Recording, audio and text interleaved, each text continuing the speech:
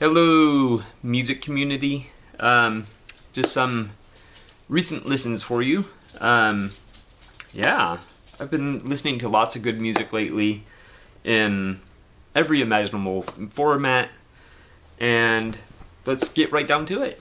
All right, so let's start with the tapes. Now, this is one that I had I had mentioned that I mistook this one for the band Misery Loves Company, but the band is actually The Freeze, which you can barely see there. Yeah. It's still a really good album. Just some good straight up punk music. Yeah, I like it. A fun listen. Listen to that in the car. Speaking of which, I'm without my car right now. I have a rental, so I'm unable to listen to cassettes in the car right now. I was exiting a parking lot, and someone that was supposed to be stopped at a stop sign rammed into my car, causing over $3,000 of damage. Fortunately, their insurance is covering it, so I will have my baby back and be able to listen to tapes in the car again. But I've been listening to a lot of CDs. I should have got some from the car before starting this video.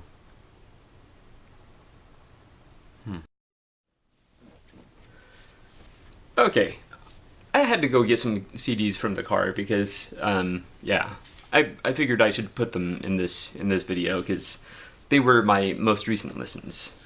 So I'm back.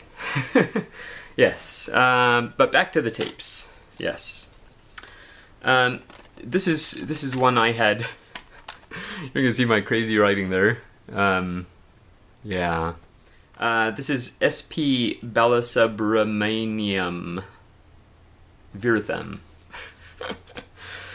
Basically, some raga music from India.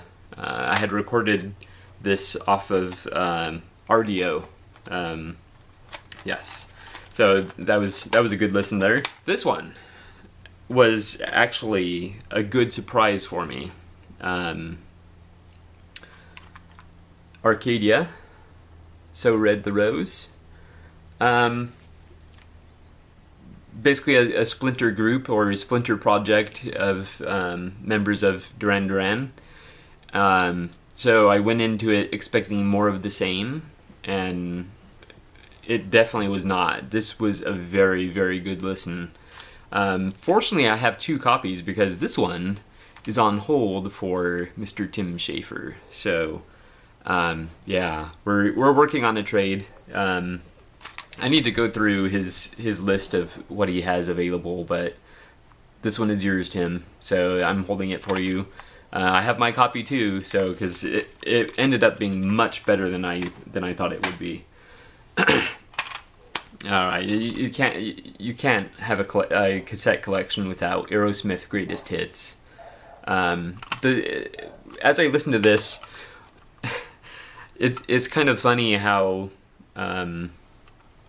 some of the songs, it doesn't sound like Steve Tyler. Yeah. Like Dream On, it doesn't sound like him. Did his voice change that drastically? Yeah, so there's that. Obviously very good. Some of those I hadn't actually heard, so I don't know how they can be considered greatest hits. I don't know. Maybe I just missed them somewhere along the line. Classic, classic, classic. I've listened to this one multiple times now. One of my absolute favorite bands from the 80s. Of course, they've continued on, at least into the 90s. I don't know if they've done anything since 2000, or I don't know when their last release was, but they're still, as far as I know, they're still making music occasionally. So, but this obviously is the huge album for them. Shout, Everybody Wants to Rule the World, Mother's Talk. Head Over Heels. So good, so good. Now this one, I had put it in the car. It's technically not a recent listen. The Doors, my favorite band in the world. This is gonna need a minor repair. I put it in the car to listen to it, and I don't know if you probably can't see it. There you get a hint of it. It's missing the pad. Yeah, so I'll have to steal a pad off of another tape and perform my first cassette repair. That's a minor one. I think I can handle that, so I'm not too worried. Every time I listen to Cheap Trick, this is Cheap Trick Busted. Every time I listen to Cheap Trick, I'm reminded how they continue to be like up there in my favorite bands. Not because their music is all that spectacular or anything. It's just really, really fun rock and roll. That's what it is. And sometimes that's all you need. Sometimes you don't need deep music. Sometimes you just need to rock out. And I love, love, love Cheap Trick. And I'll never forgive myself. Well, it wasn't my fault, but I'll never forgive myself, or my job rather, for making me miss seeing Cheap Trick live for free in Peoria, Illinois. I lived in Peoria, Illinois for 3 years, and they have a riverfront, and down by the riverfront they were having a big music festival essentially, and Cheap Trick was performing for free, and I missed it because I had to work. Oh man, horrible. Why do we have to work? Why can't we just like listen to music and go see concerts and stuff like that? Read books and watch movies and hold hands. Okay, I went too far. Sorry about that. Johnny Cash. Johnny Cash. I realized this is Timeless Treasures. I think it's a series of tapes, because I also have one of Patsy Cline. Yeah. So it's just 16 original hits. You know, just kind of a generic greatest hits album. Now this one did work. The Doors, Morrison Hotel. So, very pleased. Always, The Doors is like fantastic driving music. It just makes you want to drive and drive and drive and drive. So, alright, this is the last of the cassettes. This one I'm currently listening to, but I have to be careful when I listen to it because the wife absolutely hates it. Absolutely hates it. So this is Phil Collins, Both Sides. Admittedly, it's not. It's far from his best music. It's one of the later ones from 1993. I love Phil Collins, and in a way, he can do no wrong in my eyes. But this is not his better music. Let's just face it. This one has at least one dropout in it, but that comes with the territory in cassettes. This one I had to spin a couple times. We're into CDs now, obviously. The cover is very reflective, and I don't know that it's necessarily considered lenticular, but it has kind of a 3D effect to it. The camera doesn't really pick it up too well, but this is a good album. Kings of Leon, Mechanical Bull. Oh man, so good. I had to give this a couple listens, like right away now. I had to listen to it twice. That doesn't happen very often with me, but I loved it. I absolutely loved it. It makes me want to pick up more of their music. This was a complete blind purchase. Swoon, Milk, and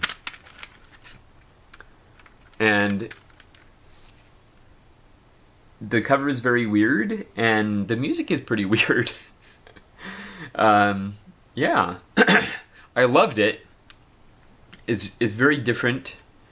My only issue with it is it has some really it goes to the extremes in the audio range.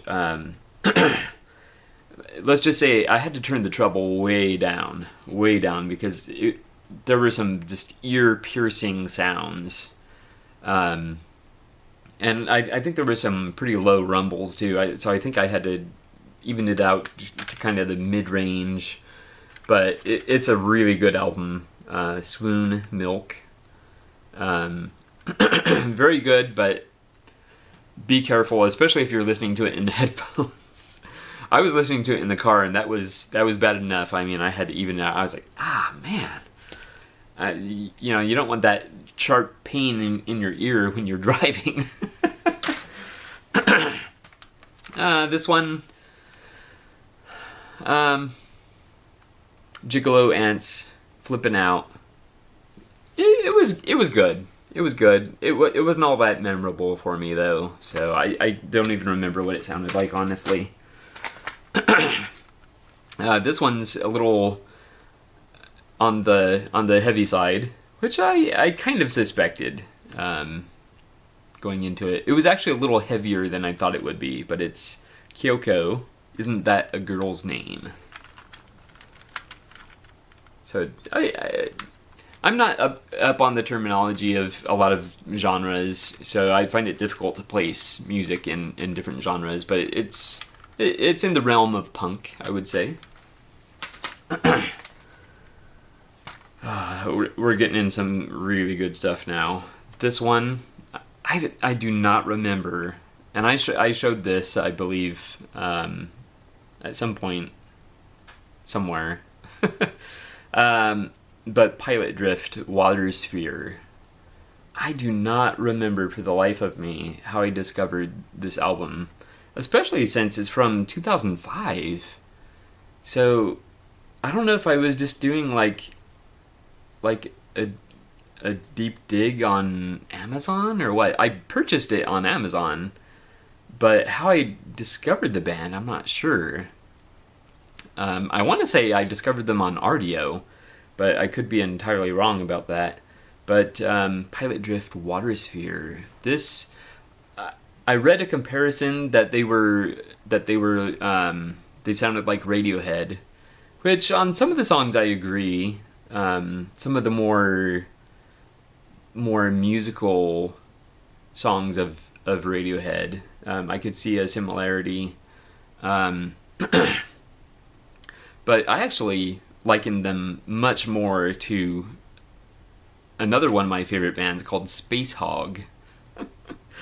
Yeah, Spacehog. And I was talking with Shannon Ziblock on Facebook, and yeah, I think Facebook. And we were talking about Spacehog a little bit, and he informed me they have some relatively recent music. So I didn't know that. So thank you, Shannon, for telling me that. But yeah, I would compare this band, Pilot Drift, to Spacehog with a little bit of Radiohead thrown in. Yes. Very, very good music. This was kind of a blind purchase for me. I had heard of the name, but I wasn't at all familiar with the music, with his music. T.D. Lind, and this is Call Me Sinner. I absolutely love this album. Love, love, love. Very, very good. If I remember correctly, and I could be wrong, but it's kind of singer-songwriter type stuff with a little bit of country thrown in, a little bit of folk maybe. Folk. Now this, I had no idea this album existed. So it's REM, Collapse Into Now. I had no idea about this. I just saw it in a thrift shop, and I was like, really? And it's in fantastic condition. I listened to it. It's really, really, really good. And I think it actually captures the spectrum of their sound throughout their career. Some of the songs remind me of some of their earlier stuff, which was a nice surprise because their earlier stuff is really their their better stuff. I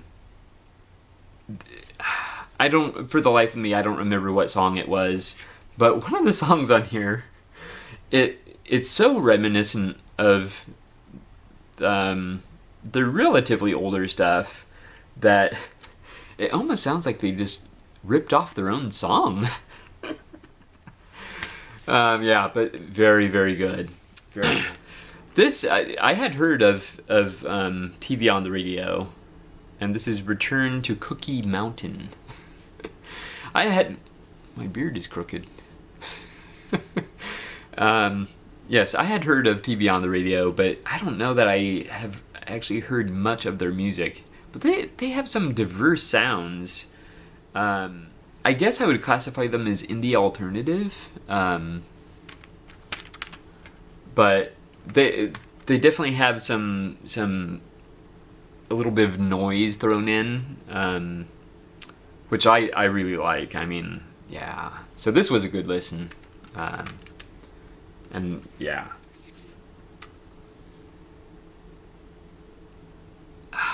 What can I say? Ray LaMontagne and the Pharaoh Dogs. God Willin' and the Creek Don't Rise. It's funny because the packaging on this one is very similar to the REM one. It's kind of a, just a little thin paper case that folds out. His voice. Oh my gosh. Oh my gosh, his voice. Wow. All right. Now I'm currently listening to this one, and it's Sugarland. Enjoy the ride. So I guess it makes sense that I'm listening to it in the car. It's nothing to write home about, but as far as country music, I tend to lean towards actual bands rather than, solo singers. And it seems like the more common thing in country music is for solo artists. But I really enjoy country music, bands, and so this is one of them. That's one reason I picked it up. It's nothing spectacular, but it's a good listen. Yeah. All right, just a couple more. Now, I need to get in the habit of leaving things out after I've listened to them so that I can share them with you. So I had filed a bunch of records that I had listened to, but these were the two that I remembered. Yes. I think this one is actually still on. Yeah, this is still on the turntable. The secondary turntable. A very, very good listen. I mean, you can't go wrong with Louis Armstrong. Man, so good, so good. And also in the jazz vein, and this was picked up very, very cheaply on Amazon.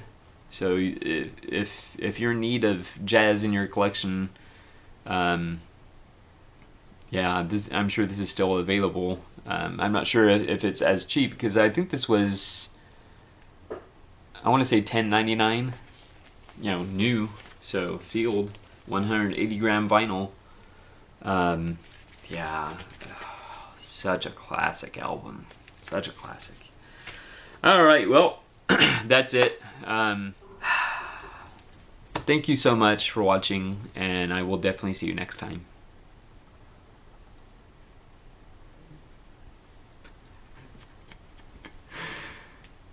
Yeah. We have pets.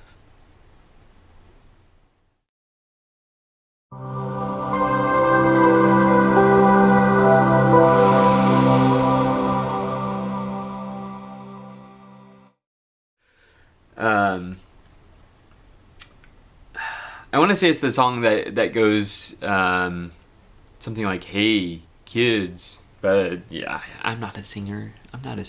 But you know what I'm talking about. If you're an REM fan, you know. But it has that same kind of one word at a time type thing, and I was like, that sounds like a ripoff of that song.